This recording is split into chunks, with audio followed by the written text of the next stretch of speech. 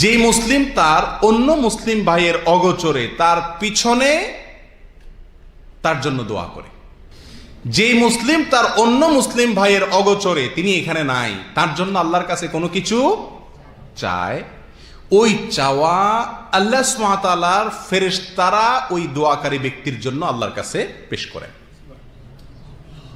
কথা বুঝতে পারছি ভাই?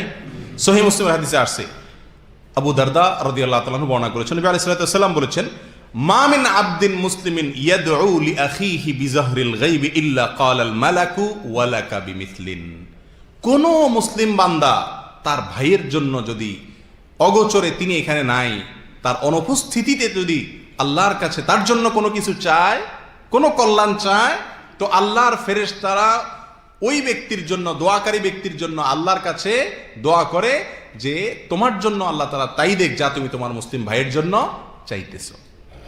তাহলে আমাদের জানা শোনা পরিচিত অপরিচিত যত মুসলিম ভাই বোনেরা আছেন, তাদের জন্য তাদের অগোচরে আমরা যা চাইবো, মনে রাখবো যে সেই চাওয়াটা আল্লাহর ফেরেশতারা আমার জন্য আল্লাহর কাছে কি করবেন? পেশ করবেন। আর ফেরেশতার চাওয়া এটা মঞ্জুর হওয়ার সম্ভাবনা একেবারেই জোরালো, ঠিক না বেঠিক?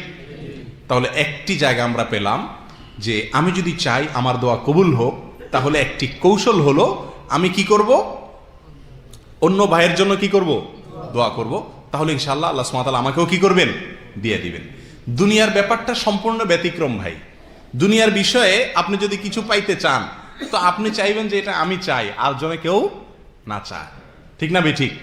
কারণ আরেকজন চাইলে তারেও যদি দেয় দাতায়, তাহলে আমারটা তো মিসও হইতে পারে। আল্লাহ সুবহানাহু ওয়া তাআলার সিস্টেম সম্পূর্ণ উল্টো। আপনি যদি অন্যের জন্য চান, আল্লাহ সুবহানাহু ওয়া তাআলা আপনার জন্য কি করবেন? ইনশাআল্লাহ মঞ্জুর করবেন। মনে থাকবে তো ইনশাআল্লাহ?